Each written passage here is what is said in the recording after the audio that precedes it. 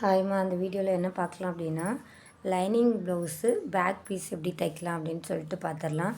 Normal lining same தான், கொஞ்சம் தான் டிஃப்ரென்ஸ் வரும். அது எப்படி என்ன தைக்கணும் அப்படின்னு சொல்லிட்டு நம்ம பார்த்துருவோம். சரியா? இப்போ பேக் பீஸ் எடுத்துக்குங்க. ஓகேவா? மெயின் பீஸ் வச்சுட்டு அதோட வெளி சைடு, ஓகேவா, அதோட வெளி சைடுக்கு மேலே லைனிங் வைங்க. லைனிங் மட்டும்தான் கரெக்டான அளவு கட் பண்ணியிருக்கோம்.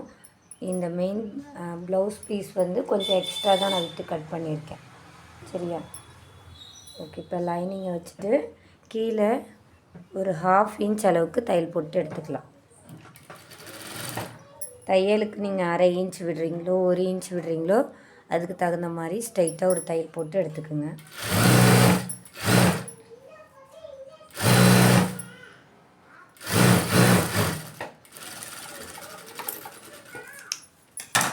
ஓகே, இது மாதிரி நம்ம தையல் போட்டு எடுத்தாச்சு. ஓகேவா?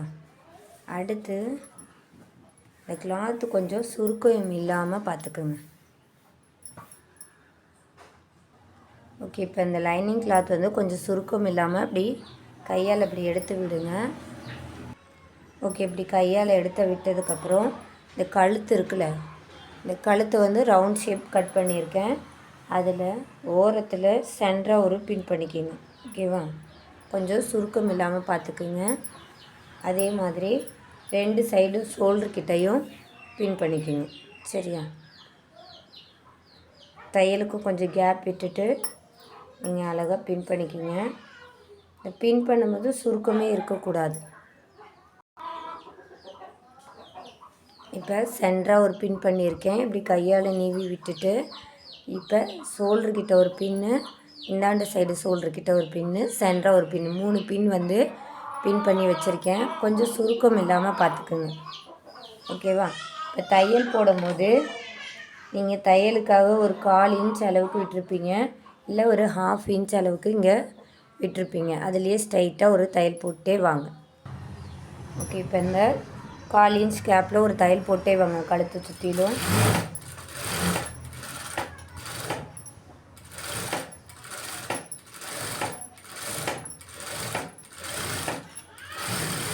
இந்த வளைவுக்கிட்ட மட்டும் கொஞ்சம் பொறுமையாக தையல் போட்டு,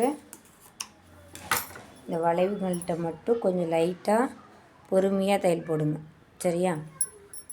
அப்புறம் இந்த வளைவுக்கு ஏற்ற மாதிரி தையல் விழாது. ஓகே, இப்போ வந்து குண்டூசியெல்லாம் எடுத்துடலாம். நீங்கள் இன்னும் 2 குண்டூசி வேணாலும் பின் பண்ணிக்கலாம். ஓகே, இப்போ இந்த எக்ஸ்ட்ரா இருக்குல்ல நெக்குக்கிட்ட, இந்த கிளாத்தெல்லாம் நம்ம கட் பண்ணி எடுத்துடலாம். இது நம்மளுக்கு தேவையில்லை. குண்டூசியில் பின் பண்ணும்போது என்ன பண்ணணும் அப்படின்னா 2 விஷயம். ஒன்று வந்து கழுத்து வந்து அகட்டி வச்சுருக்கக்கூடாது, கொஞ்சம் இப்படி விலக்கி வச்சு பின் பண்ணியிருக்கக்கூடாது. இன்னொன்று வந்து இப்படி சுருக்கம் இருக்கக்கூடாது. சுருக்கம் இல்லாமல் இப்படி கையில் இப்படி எடுத்து விட்டுட்டு அதுக்கப்புறம் தான் இங்கெல்லாம் பின் பண்ணணும். சரியா? இப்போ கட் பண்ணியாச்சு. மீதி இந்த கிளாத் இருக்குல்ல, ஓகேவா, 1/4 இன்ச் அளவுக்கு கிளாத் விட்டுருக்கோம்ல, இதை வந்து இப்படி கிராஸாக கட் கொடுக்கணும். ஓகேவா? இப்படி கிராஸாக கட் கொடுக்கணும்.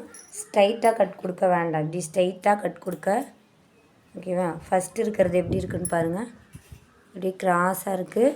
செகண்டாக கட் பண்ணது ஸ்ட்ரைட்டாக இருக்குது. அப்படி ஸ்ட்ரைட்டாக கட் பண்ணிங்க அப்படின்னா சீக்கிரம் வந்து இந்த தையலுக்கு இங்கிட்டே கிளாத் வந்து பிரிஞ்சு வர வாய்ப்பு இருக்குது. அதனால் இப்படி கிராஸாக வந்து ஒரு 2 இன்ச் கேப் விட்டுட்டு இப்படி கட் கொடுங்க. ஓகேவா? அந்த வளைவுங்கள்கிட்ட, ஓகேவா, அந்த ரவுண்ட் ஷேப் வருதில்ல, அந்த வளைவுக்கிட்டலாம் இப்படி கட் கொடுக்கணும். ஓகே, இப்படி அங்கங்கே இப்படி சிசர் கட் கொடுத்துருங்க. அதுக்கப்புறமேட்டுக்கு இப்போ இந்த லைனிங் இருக்கா, அந்த லைனிங்க்கும் மெயின் கிளாத்துக்கும் சென்டராக அப்படி கை விட்டு இந்த உள் சைடு கிளாத் அப்படியே எடுத்துகிட்டு வாங்க.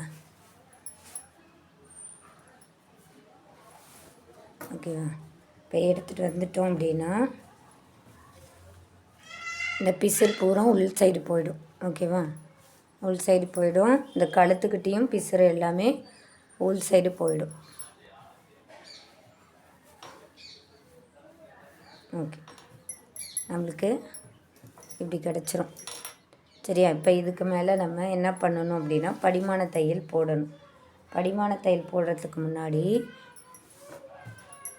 ஓகேவா, படிமான தையல் போடுறதுக்கு முன்னாடி இப்போ இந்த லைனிங் இப்படி எடுத்து விட்டுட்டு ஓகேவா, கீழ் சைடு இடுப்பு சைடு இப்படி லைனிங்கை எடுத்து விட்டுட்டு கையில் இப்படி நெகத்தில் இப்படி லைட்டாக கீறி விட்டுட்டிங்கன்னா இந்த இடம் மடங்காது. கிளாத் வந்து மடங்காமல் ஸ்ட்ரைட்டாக நம்மளுக்கு பாருங்க, இந்த இடம் வந்து மடங்காது. இப்படி கீறி விடலை அப்படின்னா எப்படி இருக்குன்னா இந்த இடம் கொஞ்சம் இப்படி உள்ளே வந்து மடங்கி இப்படி இருக்கும். அதனால் இப்படி கீறி விட்டுட்டு இப்படி எடுத்துக்குங்க. ஒரு 1/2 இன்ச் அளவுக்கு ஒரு தையல் போட்டுக்கலாம். ஏன் அப்படின்னா உள்ளே அந்த பிசு இருக்குல்ல, அதுக்கு மேலே இந்த தையல் போட்டோம்னா படிமானம் ஆகிடும். அதனால தான்.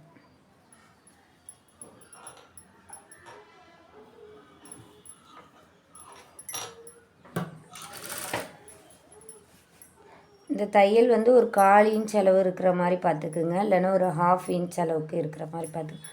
ரொம்ப ஓரத்தில் இப்படி போட்டோம் அப்படின்னா இந்த லைனிங் பீஸ் இருக்குல்ல, அது கீழே வரத்துக்கு சான்ஸ் இருக்குது. அதனால் ஒரு 1/4 இன்ச் அளவுக்குன்னா அது கேப் இருக்கணும்.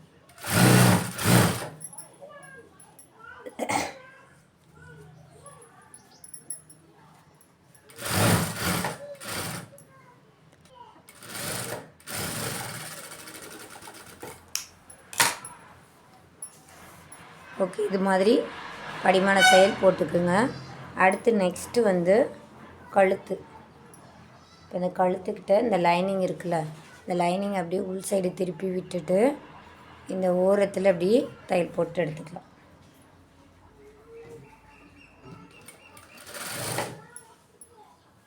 லைனிங் வந்து இப்படி வெளி சைடு தெரியக்கூடாது.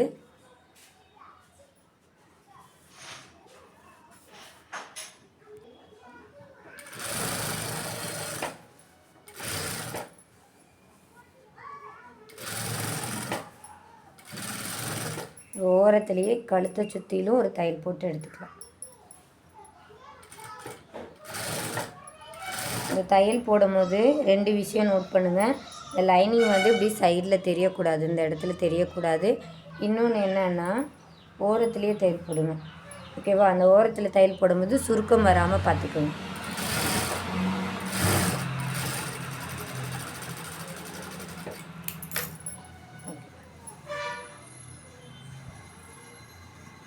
ஓகேவா? இது மாதிரி தையல் போட்டு எடுத்துக்கலாம். ஓகே,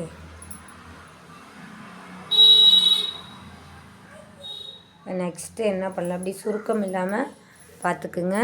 கழுத்தும் இப்படி ஓரத்தில் தையல் போட்டு எடுத்துக்குங்க. வேணுன்னா இன்னொரு தையல் 1/4 இன்ச் கேப்பில் இன்னொரு தையல் போட்டுக்கலாம். இப்போ நான் போடலை, போதும்.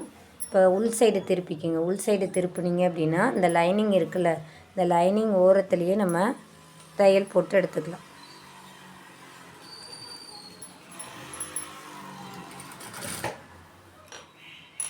இந்த லைனிங் ஓரத்தில் தையல் போடுறதும் சுருக்கம் இருக்கக்கூடாது. ஓகே, நார்மல் ப்ளவுஸ்க்கும் லைனிங்க்கும் என்ன வித்தியாசம் அப்படின்னா இந்த லைனிங் தைக்கும் போது இந்த ஓரங்களில் தையல் போடும் போதெல்லாம் சுருக்கம் இல்லாமல் பார்த்துக்கணும்.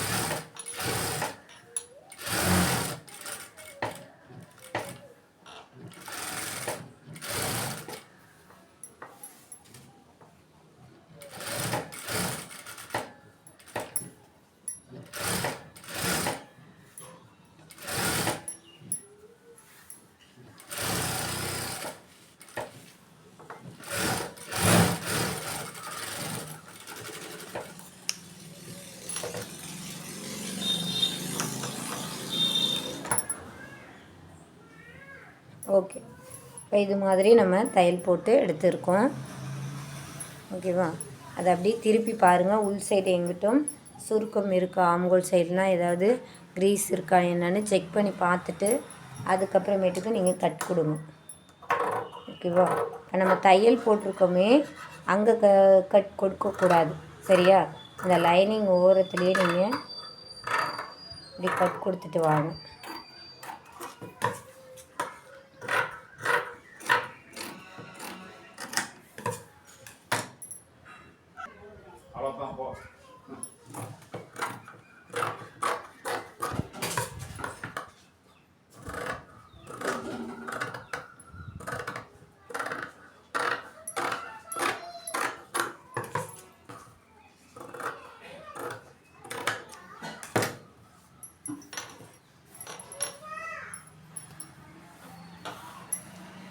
Okay okay. இப்போ பேக் டாட் பிடிக்கிறது வந்து இப்படி கிளாத் அப்படி ரெண்டாக மடிச்சுக்குங்க. ரெண்டாக மடித்தா இதோட சென்ட்ரு பாயிண்ட் கிடச்சிரும். ஓகேவா? பேக் பீஸோட சென்ட்ரு பாயிண்ட் கிடச்சிரும். இப்போ இந்த சென்ட்ரு பாயிண்ட்டை மார்க் பண்ணிக்கோங்க. அதே மாதிரி இங்கே தையலுக்கு ஒரு 2 இன்ச் அளவுக்கு கிளாத் விட்டுருக்கோம்ல, 1.5 இன்ச் ஆர் 2 இன்ச் அளவுக்கு, அதுலேயும் வந்து ஸ்ட்ரைட்டாக அப்படி ஒரு லைன் போட்டுக்குங்க. இந்த சென்ட்ரு டாட்டை சென்ட்ரு மார்க்கிங்கை கொண்டு போய் இந்த இடத்துல வைக்கிறோம். வச்சா இப்போ இங்கே ஒரு சென்ட்ரு பாயிண்ட் கிடச்சிரும் நம்மளுக்கு. இங்கே மார்க் பண்ணிக்கிறேன். இந்த மார்க் பண்ண இடத்துல தான் நம்ம டாட் பிடிக்கணும்.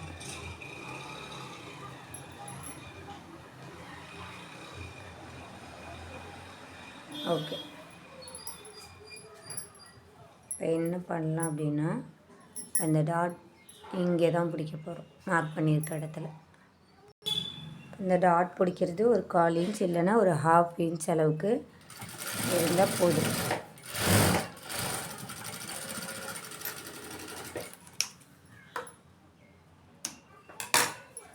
ஓகேவா? இது மாதிரி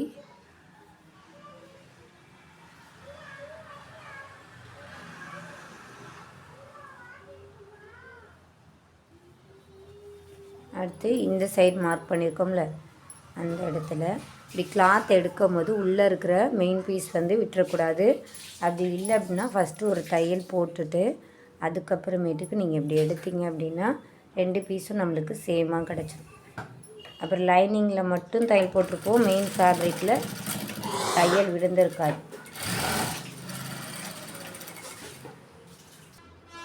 ஓகே. நம்ம வந்து இது மாதிரி ஸ்ட்ரைட்டாக ஒரு தையல் போட்டுக்கலாம். ஓகேவா? இந்த இடத்துல வந்து ஒரு 1/4 இன்ச் இருக்கிறாப்புல பார்த்துக்குங்க. கிராஸாக கொண்டு வந்து தையலை விட்டுறணும். சரியா? இப்படி ஒரு 1/4 இன்ச் அளவுக்கு கீழே இருக்கணும். மேலே போக போக கீழே கொண்டு வந்து தையலை விட்டுறணும். ஓகே. இது மாதிரி சுருக்கம் இல்லாமல் தையல் போட்டு எடுத்துக்கலாம். இப்போ பேக் பீஸு சுருக்கம் இல்லாமல் அழகாக தைச்சாச்சு. ஓகேவா? லைனிங் பீஸு வச்சு எப்படி தைக்கிறது அப்படின்னு பார்த்தாச்சு. ஓகே. டாட்டா பாய். நெக்ஸ்ட் வீடியோவில் பார்க்கலாம்.